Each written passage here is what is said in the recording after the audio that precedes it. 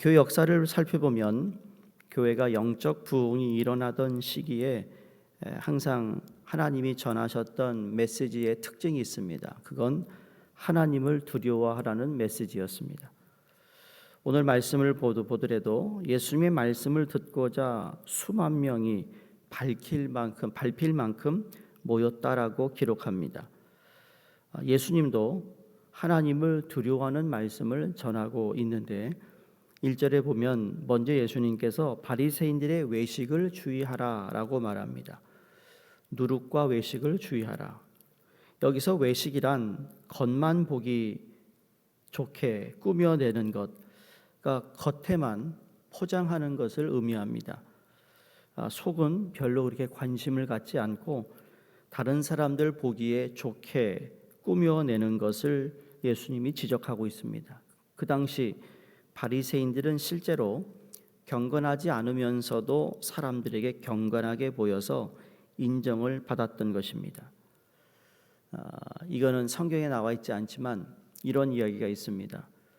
바리새인들이 이마에 혹이 여러 개 난 바리새인이 있대요. 들어보셨어요? 그런 이야기. 왜 그런가 했더니 율법을 지켜야 되니까 이쁜 여자가 길가에 지나가면 그 여자 안 보려고 눈을 감고 가다가 벽에 부닥쳐가지고 혹이 생겼다라는 거예요. 그러니까 혹이 많으니까 그 사람은 정말 그런 순결함을 지켰다. 그걸 자랑하려고 했다라는 겁니다. 그러니까 경건의 모양은 있는 것 같아요. 그런데 경건의 능력이 나타나지 않는다라는 거예요. 겉으로는 참 예수를 잘 믿는 것 같아요. 그런데 어떤 위기와 어떤 문제가 발생했을 때, 그 예수를 잘 믿고 있는 껍데기가 벗겨지기 시작한다는 거죠. 물론 우리 사람이란 자기 혼자 있을 때와 여러 사람들과 함께 있을 때의 모습이 다를 수밖에 없습니다. 아무래도 자기를 보는 사람이 없이 혼자만 있게 되면 긴장도 풀리고 행동에 빈틈이 있기 마련입니다. 그래서 우리가 혼자 있을 때 죄의 유혹에 빠지기가 쉽다라는 이야기를 하죠. 오늘 2절과 3절이 바로 그런 이야기입니다. 감추인 것이 드러나지 않을 것이 없고 숨긴 것이 알려지지 않을 것이 없나니 이러므로 어두운 데서 말한 모든 것이 광명한 데서 들리고 너희 골방에서 귀에 대고 말한 것이 지붕 위에서 전파되리라. 무서운 말씀을 하고 있어요. 내가 어두운 데서 말한 것이 밝은 데서 다 드러날 것이고 골방에서 귀에 대다고 얘기한 속삭인 이야기가 지붕 위에서 전파되리라. 비밀이 없다라는 거예요. 세상 사람들은 알아들을 수 없다 할지라도 하나님은 다 알아듣고 있다라는 거죠. 따라서 여러 사람들을 잠시 속일 수 있고 또 한 사람을 오랫동안 속일 수 있을지는 모르지만 모든 사람을 영원히 속일 수 없다. 이런 이야기를 이 미국의 전 대통령인 여러분 아브라함 링컨도 그런 말을 했습니다. 언젠가는 모든 것이 다 드러나게 되어 있다라는 거죠. 그 옛날에 우리 한국의 옛 선비들도 신독이라 해서 남이 없고 자기 혼자만 있을 때도 몸과 마음가짐을 더욱 조심하자라는 마음으로 그렇게 자기 자신을 관리했다고 합니다. 종교개혁자였던 이 칼빈도 코람데오 즉 하나님 앞에서라는 말을 자기 평생의 좌우명으로 삼고 살았다고 합니다. 우리가 늘 하나님 앞에서 있다고 하는 의식을 가지고 살아간다면 내 옆에 누가 있건 상관없이 말과 행동을 조심하며 진실하게 살아갈 수가 있으리라 믿습니다. 한국 가면 요새는 한국에서 그런 거 자랑하잖아요. 지갑을 놓거나 커피숍에서 내 컴퓨터 랩탑을 두고 화장실을 갔다 와도 그대로 있다고. 그거 대단한 일이에요. 옛날 같으면 미국 같으면 누가 그러겠어요? 랩탑 놓고 그냥 화장실 혼자 갔다 온다. 내 랩탑 가져가 주세요 라는 거와 똑같은 거죠. 근데 한국은 아무도 도둑질하지 않는데요. 왜 그럴까요? 우리 한국 사람 도덕과 윤리가 아주 그냥 뛰어나서 그것도 없잖아 있겠죠. 근데 다른 이유가 있다라는 거예요. CCTV 때문에 다 잡는다는 거예요. 여러분 세계에서 얼굴 인식을 제일 잘하는 나라가 중국이라고 합니다. 그래서 선교사님들이 다 쫓겨나는 거예요. 그 AI에서 중국이 가지고 있는 이 face recognition이라고 하잖아요. 얼굴을 찾는 이 사람은 모든 사람이 다 찍힌다는 거예요. 그러니까 모든 사람이 다 찍힌다. 도둑질하면 저쪽 카메라에서 잡히니까 얼마나 행동을 조심해야 한다는 거예요. 그래서 물건 훔쳐가는 사람이 없다고 자랑하지만 생각해 보면 내가 감시를 받고 있는 카메라가 없다면 남의 물건을 훔치지 않을 수 있을까? 라는 질문을 해보기도 한다는 겁니다. 하물며 여러분 하나님의 CCTV를 아시나요? 하나님의 CCTV가 있다고요. 여기는 안 보이는데 하늘나라 가면 CCTV가 있다고요. 암흑에 이름 써 있고 그 CCTV가 있다고요. 우리의 모든 행동, 모든 것을 다 쫓아다니는 하나님의 카메라가 있다니까요. 안 믿으세요? 우리가 생각하는 CCTV는 아니겠지만 우리 안에 하나님의 양심이 들어있어요. 성령이 우리 안에 계세요. 365일 밤낮으로 언제나 돌아가고 있는 그 영상이 우리를 찍고 있어요.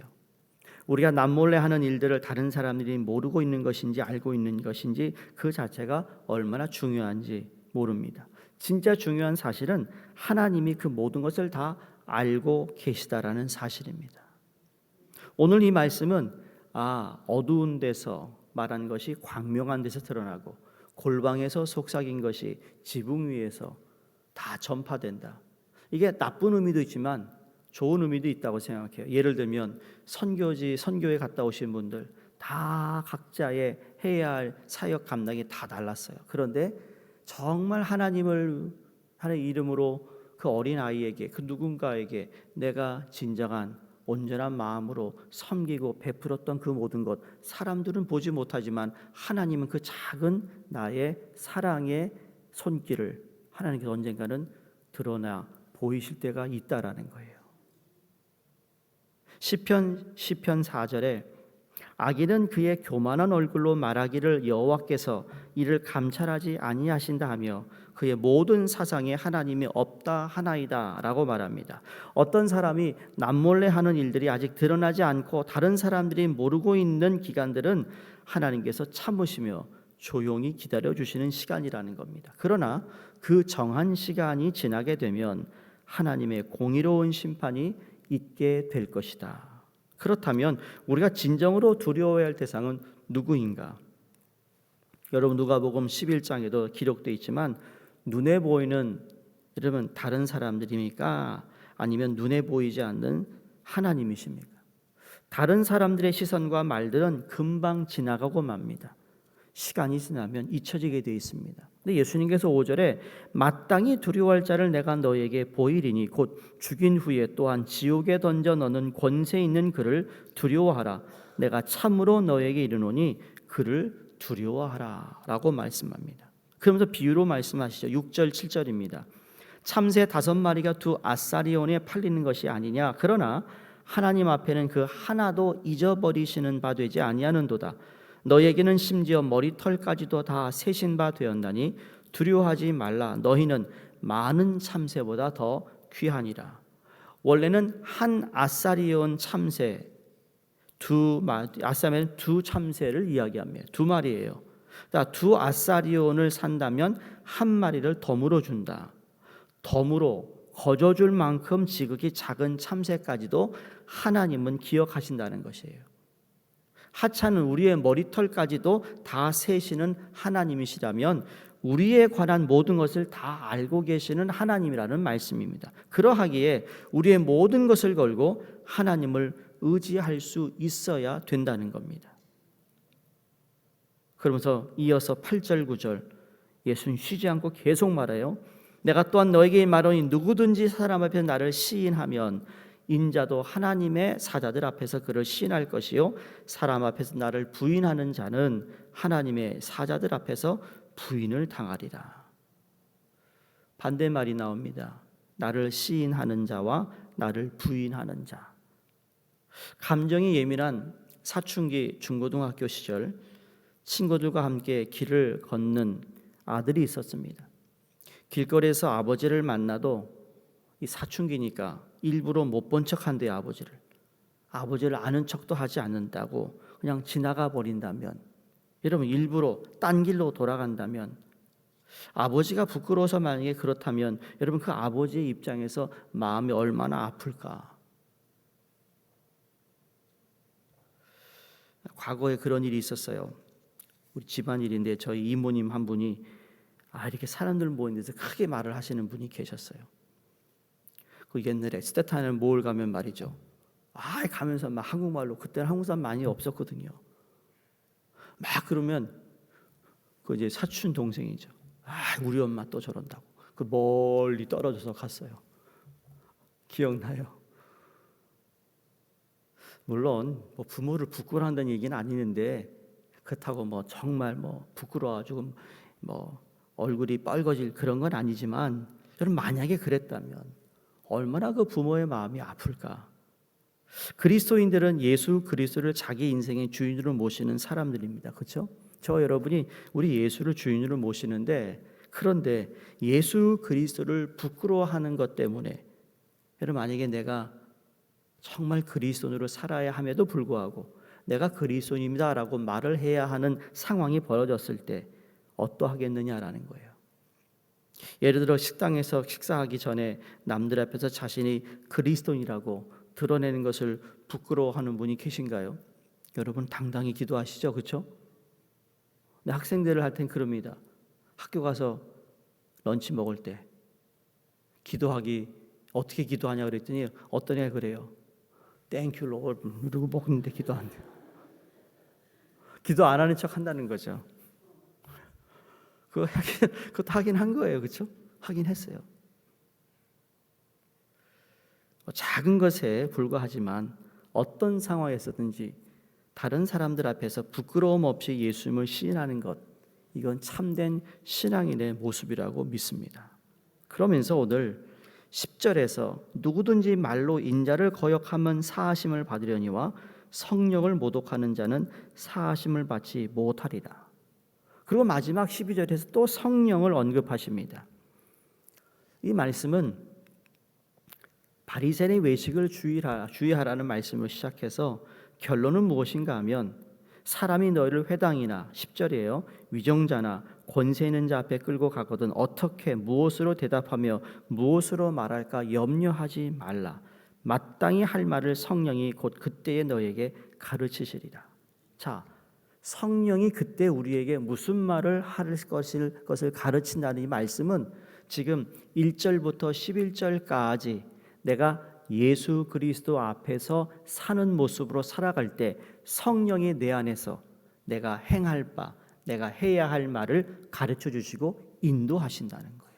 반대로 내가 주님을 부인하고 내가 경건의 모습만 있고 경건하지 못한 삶을 산다면, 그 때가 될 때 성령이 내게 주셔야 할 말씀을 내가 듣지 못하고 성령이 내가 원하는 것을 하라고 할 때, 그분의 뜻을 따라 살아가라 할 때 살아가지 못하는 이러한 실수를 범할 수 있기에, 자, 외식하는 바리새인을 따라갈 것이 아니라 보이지 않는 그러나 내 안에 능력과 경건으로 예수 그리스도의 모습을 드러내 살 수 있는 바로 그것을 따라가야 한다는 것을 주님이 말씀하고 있습니다.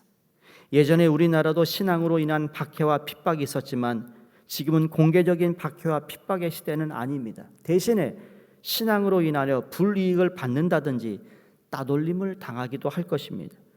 우리가 신앙으로 인해 핍박을 또 박해를 당할 때나 불이익과 따돌림을 받을 때 잊지 말아야 할 것은 성령께서 우리와 함께 하신다는 겁니다. 그 함께가 언제 하느냐?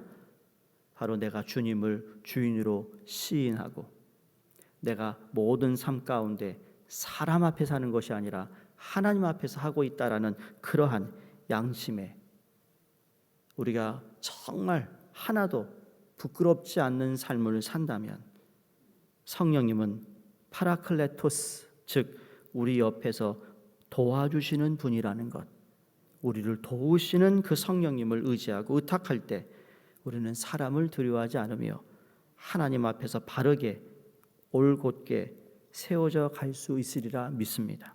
오늘이 그날이 되기를 바라고, 또 우리가 살아가는 삶에서 우리가 보이지 않는 곳에서 또 영향력을 발휘하되, 나의 영향력이 아니라 나를 통하여 역사하시는 하나님, 성령님의 그 놀라운 평강과 은혜가 우리 가운데 넘치기를 주의 이름으로 축원드립니다. 하나님 아버지, 감사합니다. 하나님께서 우리에게 허락하신 이 아침 주신 말씀, 늘 날마다 주님 앞에 서게 하시고 성령께서 우리 옆에서 도우시는 손길을 경험케 하여 주시옵소서. 겉모습이 아닌 내 속사람이 하나님을 더욱더 닮아가게 하시고, 주님 경건의 모습만 있는 것이 아니라 경건의 능력이 우리 가운데 주님이시여 발휘되게 하여 주시옵소서. 겸손케 하여 주시옵시고, 또 성령의 도우심으로 하나님의 온전한 뜻을 이루어가는 저희 모두가 되게 하여 주시옵소서. 하나님, 우리의 개인의 삶에도 성령이 필요하지만 우리 공동체 안에 성령께서 운행하여 주셔서 화목하게 하시고 하나 되게 하시고 합력하여 선을 이루는 저희 모두를 사용하여 주시옵소서. 내일 주일을 준비하는 모든 손길마다 하나님 함께 하시고, 예배를 통하여 주님을 만나며 하나님의 놀라운 임재 가운데 영광을 보게 하여 주시옵소서. 감사드리고 예수 그리스도 이름으로 기도드리옵나이다. 아멘.